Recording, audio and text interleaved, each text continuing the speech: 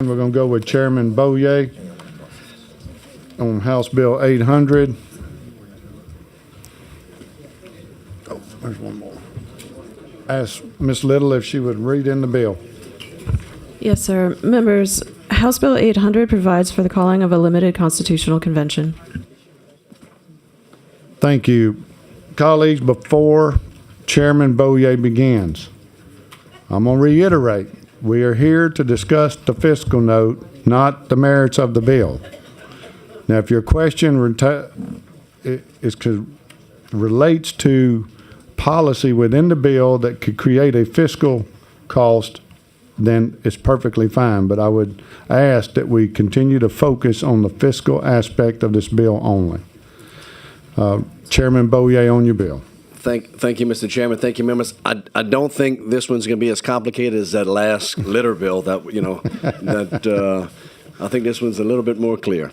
But thank you all for having me. I'm here to answer any questions that y'all might have as relates to the fiscal note on this. So I'll open it up for any questions. It's pretty straightforward. Okay. I do have some technical amendments. Okay. Ms. Little, would you read in the amendment? Yes, sir. Members, this is set number 3792. It's available online, and it's already in your folders underneath the copy of the bill. These are purely technical changes. Thank you. I make a motion we adopt the amendments. Seeing no objection, the amendments are adopted. Seeing no questions, do I have a motion? Okay.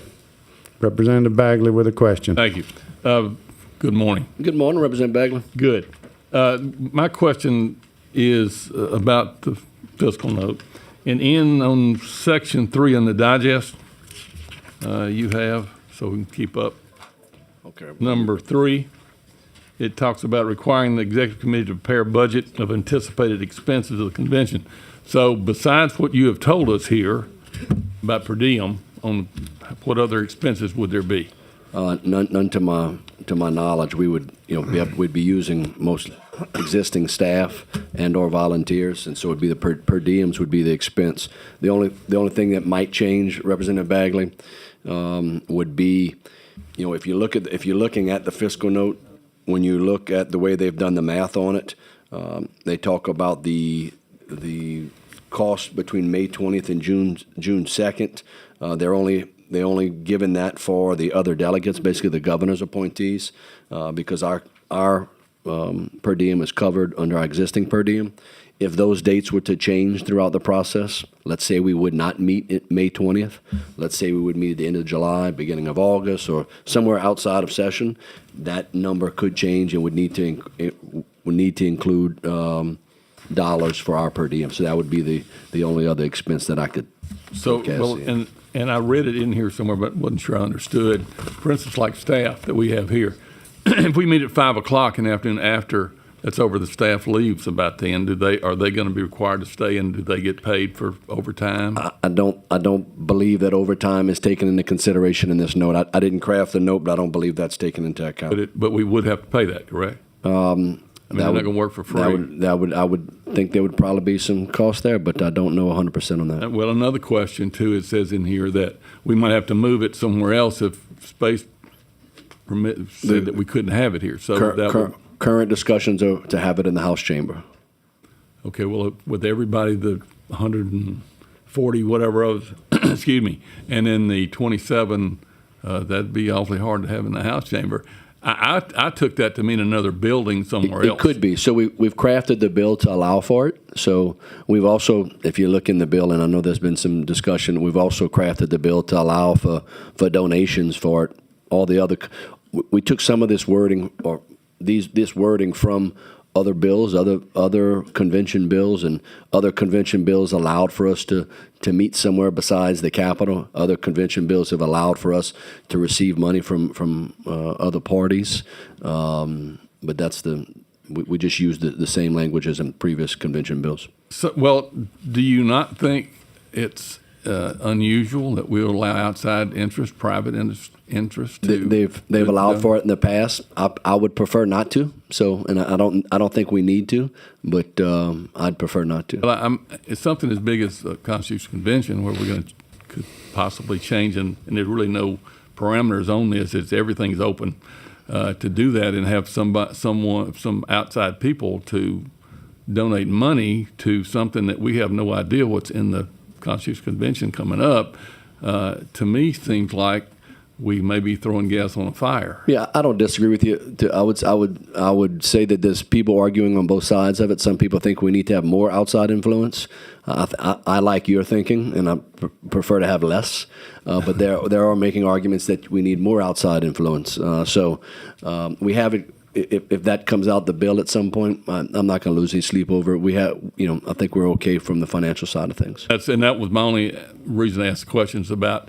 We in here, I can see there are places that we could spend a lot more money if certain things happen. And of course, I understand your point in the fiscal note that you prepared for us is only. Oh no, Representative Bagley, I didn't prepare the fiscal note, so. That's prepared, but the way it was prepared, I would assume would be the least amount of money we would spend would be this. And I was just asking about anything further. That's all I need to have, Mr. Chairman. Thank you very much. Thank you. Representative Marcel for a question. Thank you. How you doing, Chairman? Good morning. Question, in terms of the dollars that the bill has allowed to come in, is there any cap on that? Does the bill cap the dollars? No. Yeah, right. No. The amount of money. And so my concern is that it could be an influence to whatever laws that we're changing if we're going to allow outside people to contribute. And so what is that amount? Contribute what? You're asking I'm sorry, I misunderstood your first question. So you were asking if there's any cap on the amount of monies that could be donated for the convention. No, there's not. But again, similar to Representative Bagley's questions, I don't see the need for it. This time we drafted the bill to be similar to other legislations in the past as it relates to the convention. But I don't think we're going to need that. So, but to your point, if you wanted to cap it at some point, I think it's at some point. It more than likely as the appropriations become clearer. I would imagine that might come out of the bill. So yeah, the appropriations aren't clear to me. So you said you didn't. I know you didn't draft the fiscal note, but how did we derive at the total cost? Are you familiar with it at all? The way I'm reading it, they basically took into calculation the per diem that we have and. Financial books and records of $30,000, $20,000 to $30,000 is what I'm reading. So I'm familiar with the fiscal note, but and you can look that it's a function of our per diems. I'm a little confused as to the legislators because we already be here, right? Correct. Well, if you read the fiscal note, it doesn't allow for us to have additional per diem from the May 20th to June 2nd. So it only has the per diem for, as I mentioned earlier, the governor's appointees. It has a per diem cost for all of us from June 3rd to July 15th. And as it's written, the current bill, we've amended the bill even to where we would be out of session, or we'd be out of the convention, by June 3rd on our sine die date. So there would be really, the only fiscal note would be $62,829 because the other dollars wouldn't even come into play if we're out as the bill is currently drafted. And that's assuming that we would be able to get this bill through the process in that short period of time. Yes, ma'am. I would think probably a wise move would be to appropriate an amount potentially higher, just to be safe, to make sure in case there is a provision in the bill that allows us to go further than June 3rd by a vote of 2/3 of the different delegate groups. And so I would more than likely, as the fiscal bills go through, I'd probably make it a little bit more clear that we have a little bit extra dollars just in case. Okay. Again, I'm gonna express my concern about outside influence on something of this magnitude and the dollar amount that's not capped anywhere in here. and the fact that we may use another facility and we don't know what that facility is. So those dollars aren't calculated in this fiscal note either, because I'm assuming that we would have to maybe pay to move it somewhere. If you end up wanting to move it somewhere, we might need to consider that. As of discussion now, it's going to be in the House chambers. But the, yeah, I'm all for that. There's other Z government said- there's other government buildings as well that are the Claiborne building is another one that's been discussed. Right, I'm just.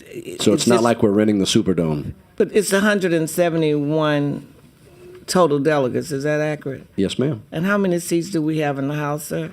We have 105, but they're seating on the sides, just like when we have joint sessions of the chambers. We have Senate members come in, we have guest members come in, we pull in other chairs. There's different ways to do it. So you believe that 171 delegates could fit I in do. the chamber? Yes, ma'am. Okay, thank you. Thank you. Representative LaFour for a question. Thank you, Mr. Chair. Mr. Chair, Good morning. the fiscal note says that delegates and staff are subject to ethics laws, public records laws, and the criminal code. Would those outside influencers be subject to those rules as well? The appointees would be subject to those provisions. So this is for our delegates and the governor's delegates. Good, thank you. And you stated in response that we would have certainly staff and, I heard the word volunteers assisting us. What does that volunteer profile look like? In previous conventions, they've used the law schools, and we have it drafted, so the different law schools are around the state. And so that's primarily the volunteers that we're looking at. Okay, good, thank you. Thank you. Representative Carpenter for a question. Thank you, Mr. Chair. Good morning. Good morning. I'm kind of want to backtrack on what Representative Marcel was referring to and Representative Bagley. I know you didn't prepare the fiscal note, but still, there are questions. So when you look down here with the revenue explanation, my concern is the amount of money that the possibility of these donor gifts or whatever, however you want to couch it, you have no limit on this, right? On the amount of money? Yeah, No, ma'am. That's what I was mentioning to Representative Marcel. I get that, but how do we guarantee neutrality? Representative Carpenter, I don't think anything in this building has any neutrality. Everybody has a political view one way or the other. So I don't know that, if from a donor standpoint, I don't think you're going to legislate neutrality in this bill. I mean, I think it's something But we that all is a have to. consideration, given that it's listed that there could be acceptance of grants, donation of gifts, and what have you. That would be correct. And so you would, if you're going to accept that, you would need to do it with some clear lenses and make sure that it's not an undue influence that would sway things. So how do you go about doing that? Representative Carpenter, you would not. There's no language in this bill that I think you could guarantee that would guarantee, except for maybe coming through a joint committee on the budget. So, for instance, this is going in I hesitate to even bring this. Yeah, but let's go there. But we've had other legislation that has come through this body where we have passed it in an effort to minimize outside influence. Right. All right.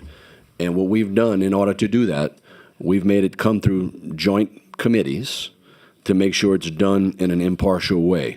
So maybe one of the solutions would be if we had outside money, which I don't think we're going to need any, but if we had it, maybe we have a joint committee on the budget to overview where this money's coming from to make sure it's a source that we would find suitable to help fund our convention. That would probably be the best way to bring that impartiality to the table and to bring that to attention to your concern would probably be the best way to do it. I think that would be an issue that needs to be addressed. I think that would be a great way to do it. Yeah. All right. Thank you very much. Yes, ma'am. Thank you. Representative Horton for a question. Thank you so much, Mr. Chairman. I think this is a necessary end to the beginning of something we've been needing to do as a state for many years. So at the appropriate time, I'd like to move favorably, please. Thank you. We have one more question. Representative Zarang. Thank you, Mr. Chairman. Chairman, I understand what you're trying to do. I see former Speaker Tucker in the audience and Representative Abramson. I know they've been working hard on this and appreciate their efforts as well. But my question is, and I know obviously you wouldn't be doing it if you think you could do it, but the call is going to be specific to the items that we will address. And within the call, do you believe that the 2 weeks will be sufficient to achieve the goal as laid out, you think, within the call? Yes, sir. You do? Yes, sir. Okay. Thank you. Thank you, Mr. Chairman. Thank you.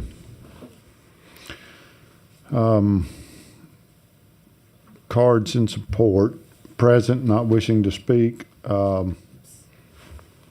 Lance Maxwell with the 4th Floor Capitol. Governor's Office. Present in support. Not wishing to speak. Mike Monclaw with LOGA. Jim Patterson, Louisiana Association of Business and Industry, and Laurie Adams with the Pelican Institute for Public Policy. Present and would like to speak in opposition, Alfreda Bester.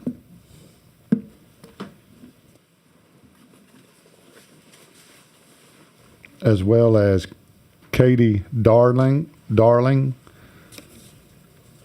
and Jackson Voss with the Alliance for Affordable Energy. So if the three of you would like to come forward and take the witness table now.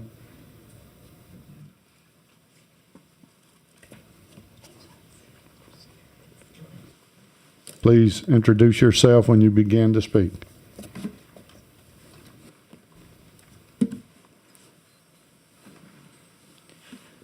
Good morning. I'm Alfreda Tillman Bester. I am a life member of the NAACP and former general counsel for the Louisiana State Conference of the NAACP. I am vice chair of 10,000 Women Louisiana. I am a member of the board of Louisiana Progress and an advisor to the Community Action Network of Louisiana. I submitted a written opposition to House Bill 800, and that document is incorporated herein by reference as if it's fully restated. Just a few points. The vagueness and overbreadth of House Bill 800 is just astounding. It calls for the rewriting of the Constitution, our foundational document, without so much as a mention of the articles to be rewritten, why they need to be rewritten, how they would be rewritten. We have 14 articles in our Constitution. Articles 5 through 14 seem to be the targets of this proposed constitutional convention. According to Louisiana Constitution, Article 13, Section 1B, a proposed amendment shall have a title containing a brief summary of the changes proposed, shall be confined to one object, and shall set forth the entire article or sections or subdivisions thereof as proposed to be revised, or only the article, sections, or other subdivisions proposed to be added. However, the legislature may propose as one amendment a revision of an article of this Constitution which may contain multiple objects or changes. A section or other subdivision may be repealed by reference. When more than one amendment is submitted, at the same time, each shall be submitted so as to enable the electors to vote on them separately. How can the legislature's fiscal office be expected to blindly estimate the financial impact of undefined, undisclosed revisions to the Constitution on our budget? By the way, when we're in proper form, let's include a provision that allows the citizens a ballot initiative. Please do your due diligence. This insulting, absurd bill lacks the minimum specificity for the call of a constitutional convention, and I urge this committee to vote no on going forward until this legislature is in compliance with the Voting Rights Act of 1965, and the people are given an opportunity and notice, including a draft copy of this proposed new constitution that would be the subject of a constitutional convention. You ask the representative if this could be done in 2 weeks, when we know that the last constitutional convention from inception to the end took 4 years, and his disingenuous answer was yes. The only way that this constitutional convention can take place in 2 weeks is if it has already been written. If it has already been written and the public has not had an opportunity to review it, I would say that that is an insult to all of the people of Louisiana, and it's definitely an insult to me as a citizen of Louisiana. I, again, would urge you to vote no on moving this thing forward because of its overbreadth and because of its lack of specificity. Thank you, Ms. Besser. Next, Ms. Darling. Hello, I'm Katie Darling. I'm a resident of St. Tammany Parish, and I'm a person that tries to keep up with politics, but there's a lot happening really fast right now. This bill included in that. I have great concerns about some of the things I've heard that could happen, that could affect education, that could affect homestead exemptions, that could affect civil service. My husband is a civil service employee, and I just told him last night how this could affect him. So the public really doesn't know what we plan to do with this convention, and I think we should just slow it down and give ourselves time to educate our communities and the people who it would impact. And I don't think we've done that. Even myself, who is very invested and tries to keep up, this is just happening really fast. So I would just ask you all to slow it down, take a minute, educate your constituents so that we can all contribute our voices to be a part of this process. I believe the last time there was a constitutional convention was like 10 years before I was born. So this is serious. And I think it deserves that time and attention. And I think when we give it that, I could trust you all to do what needs to be done. Thank you. You could trust me right now. Mr. Voss. Thank you, Chairman. Good morning, committee members. My name is Jackson Voss. I work for the Alliance for Affordable Energy. We are a consumer advocate and watchdog organization that advocates on behalf of ratepayers in the state of Louisiana, primarily with the Louisiana Public Service Commission and the New Orleans City Council relating to utility issues. We're here today because we have some concerns about the process with the convention, and in particular, in a way that does intersect with some of our work at the Public Service Commission and the City Council, with the potential for outsized influence by special interests in this convention. I think that we especially have grave concerns about Section 7, subsection G, which allows for the private funding and assistance from outside organizations for this convention. One of the main things that we've been working on with the Louisiana Public Service Commission is to get a better grasp of how ratepayer dollars, public dollars, really your dollars that you're paying to the utility end up being used in political campaigns. I think we've seen the cards and support so far in this committee as well as in other committees have come from some very powerful special interest organizations that do work that you may agree with and that sometimes we may agree with, but who are also major campaign donors, have a major influence on who runs in this state for election and who can win re-election in this state. In addition to that, there are some people that we know will be appointed to this constitutional convention who themselves are also major donors. All that to say, I think that there is, and I think that Representative Boyer made reference to this earlier, and it's a point that's well taken, that some people are asking for more outside influence, and I think that really a lot of people have been asking for greater say from the people directly, in particular the opportunity to elect delegates. to the convention, which is how we did that in 1973. We actually elected delegates in 1972 during the presidential election to then serve in the 1973 convention, which then lasted a year and actually related to appropriations. The convention went much longer than expected, which led to some emergency appropriations towards the convention, which I imagine is part of why this provision exists in the law, is to try to ensure that there will be enough funds available. All that to say, though, I think that there's some substantial differences between the way that this is being done today and the way this was done in the 1970s, including the fact that many people voted in the 1972 and 1971 elections with the express purpose of electing legislators and a governor who had ran for office on having a constitutional convention. We don't have an official position on whether or not to have a convention. We have concerns about the process, and I think that that's shared by many people across the state right now.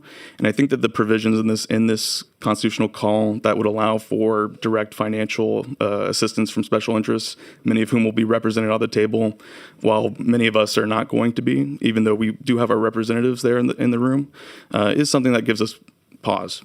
So I just want to bring that to your attention, and happy to answer any questions.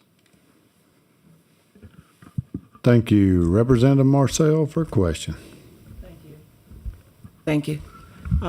Attorney Bester, Yes, ma'am. is your concern of the influence on this convention, and is it your, I listened to you because I stepped out for a moment, concern that we should not rush through this within 2 weeks unless this constitutional convention that is already written, and so the general public nor the legislators know what's in that currently. If not, then I was trying to figure out too, how would we get through this process? Representative Marcel, as a law student and as a practicing attorney for over 20 years, it takes me a week to get through one article of our Constitution because we have to see every word to know how it can possibly impact our state and the people of our state. I am concerned. Listen, I don't object to the idea of a constitutional convention. I object to the rush without full disclosure of not so much the people who will influence it once it gets going, but also the people who influence the fact that we're trying to rush through a constitutional convention in 2 weeks. So it's the haste that it is the haste. It is the lack of transparency. It is the disregard for the citizens and the citizens not having an opportunity to elect delegates. It is only the fact that only our representatives and other people who are appointed by our governor who takes no notice of my community at all. The 2/3 majority of this legislature as it's currently configured takes no notice of my community. What I have seen with this legislature during this term since January is the absolute steamrolling of the citizens of Louisiana. To take our foundational document and steamroll us with that as well is just an insult to the people of Louisiana. And I can assure you that if you move forward with this without disclosing what is about to happen, contrary to what our Constitution currently says, you will be in litigation for the next 10 years. That was my next question to you. At least 10. Well, my next question was going to be, do you foresee this as a litigation matter? Absolutely. If we move forward in a hastily manner. Absolutely. I was in committee on last week, and I heard someone say that they had been looking at this since 2009. The citizens of Louisiana have not been looking at this since 2009. We deserve an opportunity to know what our legislature is doing that is going to impact not just us. We know this Constitution is 50 years old. It is going to impact my grandchildren, my great-grandchildren, on to perpetuity. So this is not something that should be done hastily. It should be considered, it should be deliberate, and it should be transparent, which it is currently not. Thank you so much for your testimony. I appreciate it. Thank you. Is anything else? I was waiting for any other questions. That's it. That's all the questions. Thank you. Thank you. Present in opposition but not wishing to speak, Susan East Nelson, Louisiana Partnership for Children and Families, Cynthia Posey with LFT, Ramala Stewart, Mathita Stewart, Marcus Thomas, and Brittain Forsyth, would step up for action. Also had another card come in, present and in support but not wishing to speak, Clara Morrison with Americans for Prosperity.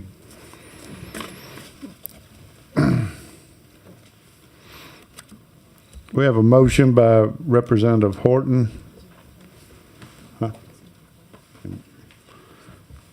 to approve HB 800 favorable with amendments.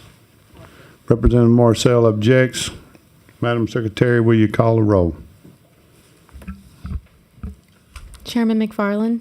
Yes. Yes. Representative Adams? No. Representative Amade? Yes. Representative Bagley? Representative Buralt? Yes. Representative Butler? Yes. Representative Carpenter? No. Representative Carrier? Yes. Representative Coates? Yes. Representative DeWitt? Yes. Representative Fisher? No. Representative Freeman? Representative Freiberg? Yes. Representative Horton? Yes. Representative Hughes? Representative Ilg? Representative Kerner? Yes. Representative LaFleur? No. Representative Lyons? No. Representative Mack? Representative Marcel? No. Representative Owen? Yes. Representative Romero? Yes. Representative Thompson? Yes. Representative Zarang? Yes. 14 yeas, 6 nays. House Bill 800 is reported favorable with amendments. Thank you, Mr. Chairman. Thank you, members.